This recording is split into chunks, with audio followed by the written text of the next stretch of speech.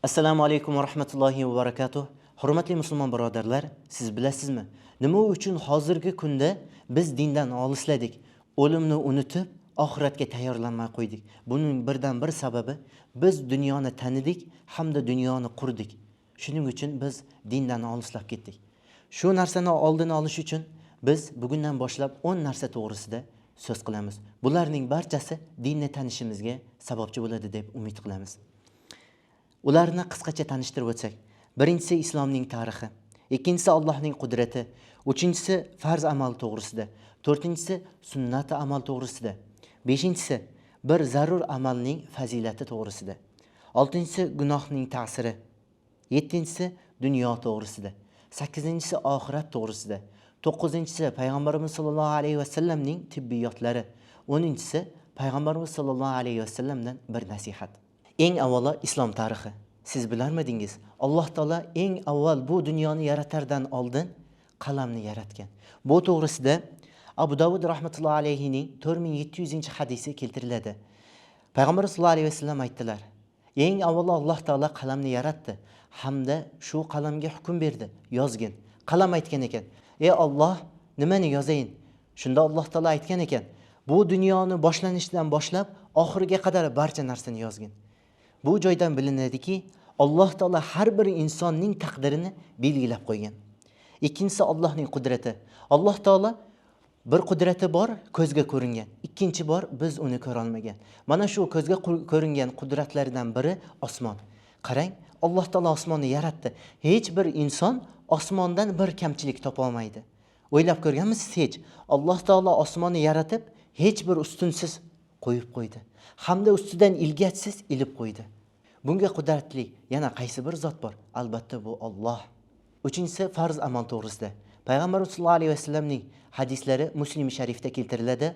6639-hadis bo'lib, Payg'ambar sollallohu alayhi vasallam aytdilar: "Sizlar rost so'zlanglar, sababi bu rost so'zlash musulmonning belgisi." Mana shu joydan bilinadiki, har bir musulmonga rost so'zlash zarur amal ekanligi. To'rtinchisi bir amalning fazilati to'g'risida. Erta tongda qaysi bir inson 3 marotaba A'udhu billahi samiil alim minash shaytonir rajim deb aytadigan bo'lsa, unda o'sha kuni hech bir shayton uni vasvasa qila olmaydi, yo'ldan ozg'ira olmaydi. Beshinchisi sunnat amal to'g'risida. Payg'ambarimiz sollallohu alayhi vasallam Termiziy kitobida hadislari keltiriladi. Aytadilarki: "Man ahya sunnati, kim mening sunnatimni tiriltirsa, faqat ahabbani." Unda mana shu inson meni yaxshi ko'ribdi. Kim meni yaxshi ko'rsa, kana ma'ya fil janna. Unda o'sha inson meni bilan jannatda birga bo'ladi. Hurmatli birodar, jannatda payg'ambarimiz sollallohu alayhi vasallam bilan birga bo'lishni xohlaysizmi? Unda payg'ambarimiz sollallohu alayhi vasallamning sunnatlarini tiriltiring. Oltinchisi gunohning jazosi to'g'risida. Qo'shniga ziyon berish. Payg'ambarimiz sollallohu alayhi vasallamning hadislari 172 bo'lib Muslim sharif kitobida keltiriladiki, qaysi bir inson o'zining qo'shnisiga ziyon bersa, unda jannatga kira olmaydi. Oltinchisi dunyo to'g'risida.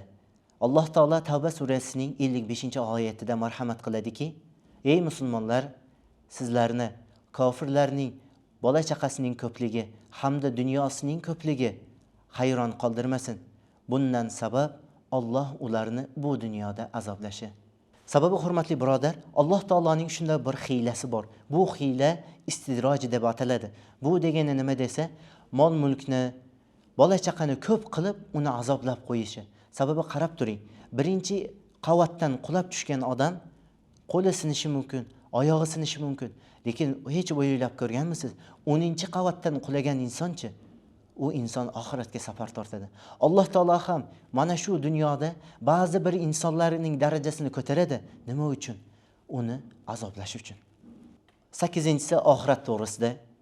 Payg'ambarimiz sollallohu alayhi vasallam Buxoriy sharif kitobida hadislari keltiriladi. 1314-hadis bo'lib, ikki insonning ruhi, biri musulmon, ikkinchisi dinsiz.